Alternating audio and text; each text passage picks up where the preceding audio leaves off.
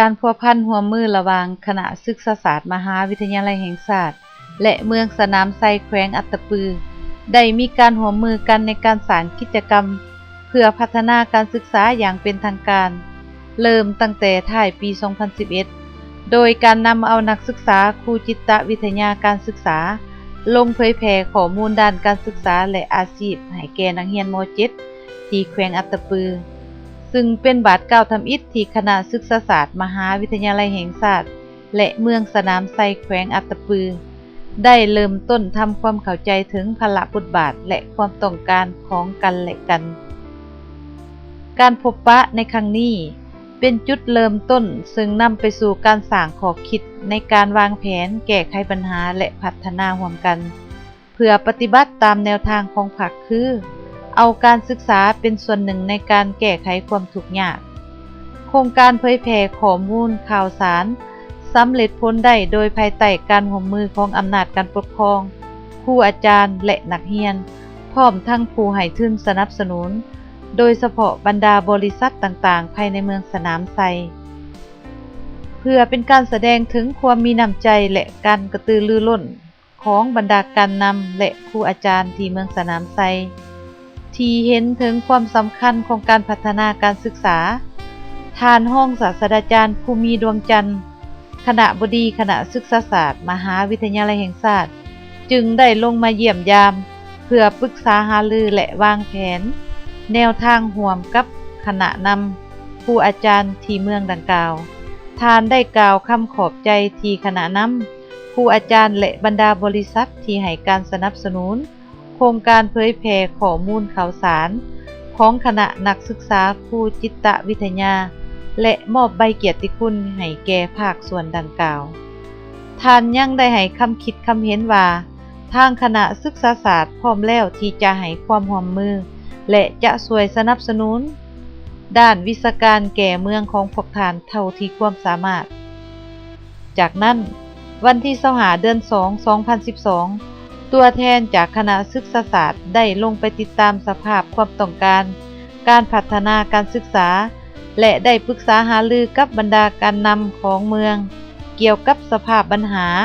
และร่วมกันวางแผนพัฒนาโดยนำเอารูปแบบของการแนะแนวในโรงเรียนมาเป็นตัวขยายกิจกรรมการเรียนรู้สู่การพัฒนาการปรึกษาหารือในครั้งนี้ได้นำไปสู่การมองเห็นสองทางและได้สร้างโครงการพัฒนาการศึกษา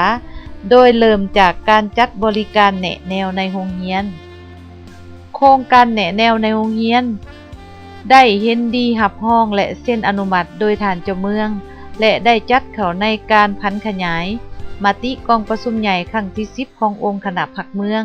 และได้เริ่มปฏิบัติโดยจัดการอบรมให้ครูอาจารย์ในโรงเรียนประถมและมัธยมมิตรสัมพันธ์ในวันที่25 ถึง 29 เดือน 2012เนื้อในการอบรมทั้งหมดแม่นเล็งใส่ปฏิบัติตามเป้าหมายของการแนะแนวคือป้องกันปัญหาแก้ไขปัญหาและส่งเสริมการพัฒนาการอบรมครั้งนี้ยังเน้นปัญหาที่สำคัญคือ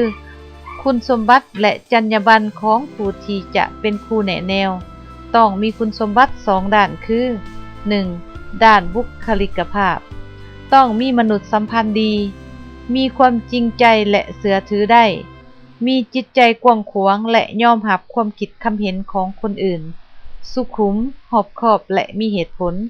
ฉลาดและมีความรู้กว้างขวางมีความมั่นคงทางอารมณ์มีความเมตตากรุณาเก็บความลับได้ดีมีความคิดริเริ่มสร้างสรรค์มีพลิกไว้ในการแก้ไขปัญหา 2. ความรู้ด้านความรู้และประสบการณ์มีความรู้เกี่ยวกับจิตวิทยามีประสบการณ์ชีวิตที่เหมาะสมมีทักษะที่จำเป็นในการเฮ็ดเวียกรับรู้ทันเหตุการณ์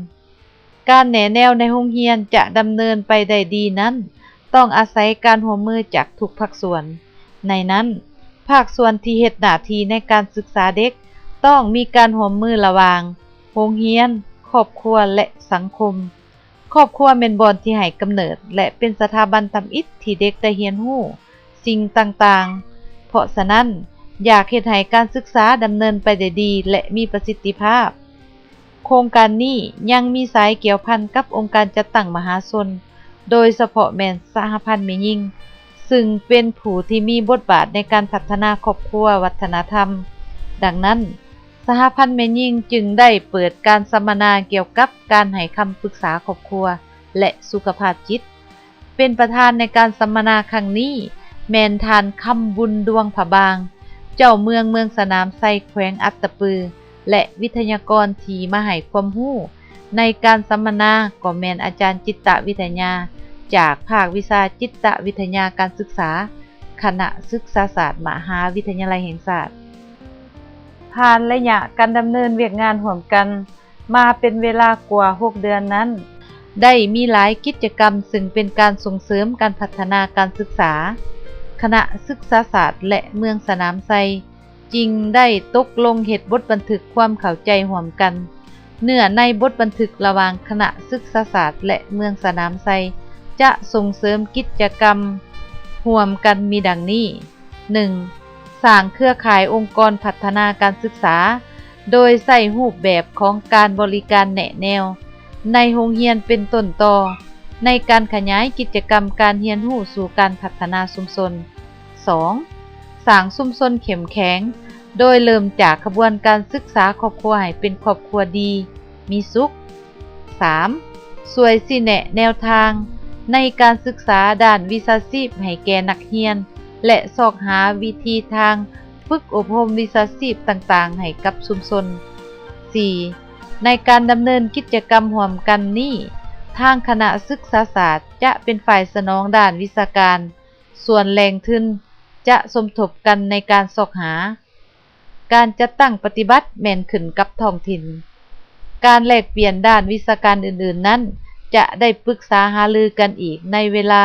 ที่ทั้งสองฝ่ายเห็นว่าเหมาะสม